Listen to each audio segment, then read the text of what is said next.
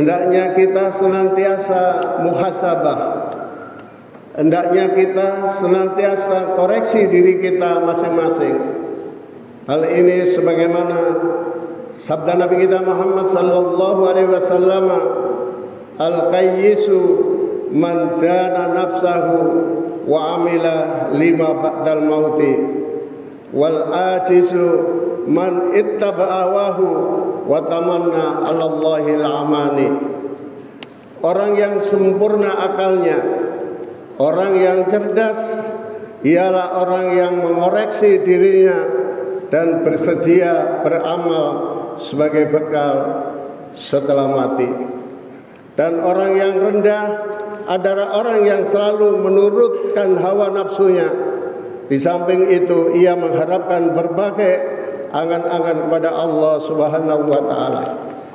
Hadis ini memberikan isyarat kepada kita sekalian ada beberapa hal. Yang pertama, sesungguhnya modal utama yang dimiliki oleh seorang hamba di dunia ini adalah umurnya. Jika ia gunakan umurnya untuk berbuat baik dan taat kepada Allah, niscaya ia akan memperoleh keuntungan yang besar dan keselamatan yang abadi di akhirat.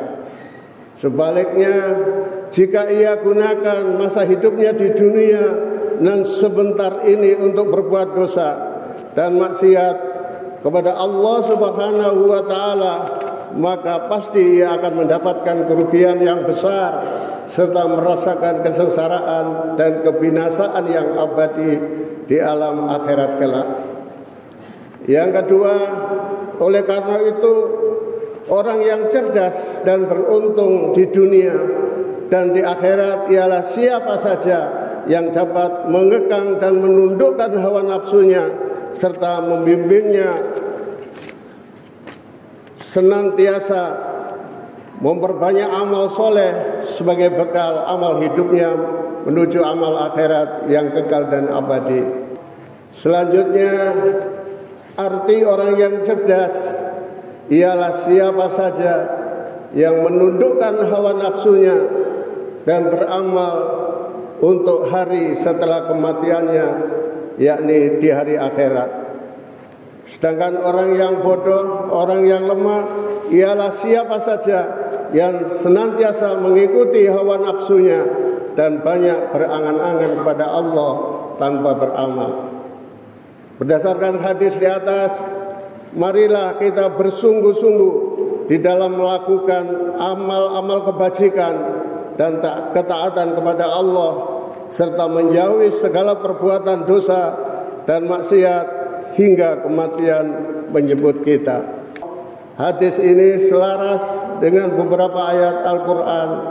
Di antaranya, sungguh telah beruntung dan bahagia orang yang mensucikan jiwanya dengan melakukan amal-amal kebaikan dan ketaatan kepada Allah, mengikuti petunjuk Rasul-Nya, serta menjauhi apa saja yang dilarangnya. Dan sungguh telah merugi sebesar-besarnya siapa saja yang mengotori jiwanya dengan melalaikan kewajiban-kewajibannya kepada Allah, melanggar larangan-larangannya, serta mengotori jiwanya dengan noda-noda dosa dan maksiat.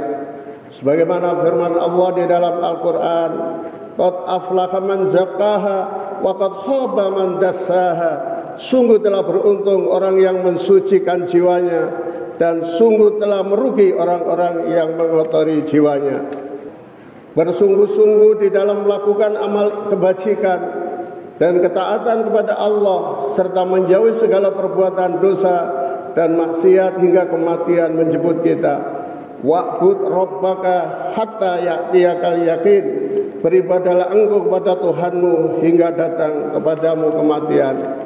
Nabi kita Muhammad sallallahu alaihi wasallam bersabda dalam satu hadis, la tazulu qadama 'abdin yaumal qiyamah hatta yus'ala an arba'in, an umrihi fima afna, wa an sababi fima abla, wa an malihi min aina iktasaba wa bima anfaqa, wa an ilmihi madza amila bihi.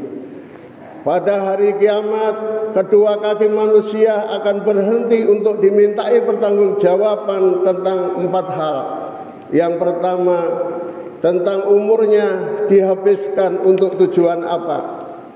Yang kedua, tentang waktu muda ia habiskan untuk apa. Dan yang ketiga, tentang harta, dari mana sumber penghasilannya dan dihabiskan untuk apa. Yang keempat, tentang ilmu yang ia miliki diamalkan untuk apa. Dari hadis di atas kita akan ditanyai 4 perkara ketika nanti kita di hari kiamat. Yang pertama tentang umur, yang kedua tentang masa muda, dan yang ketiga tentang harta, dan yang keempat tentang ilmu.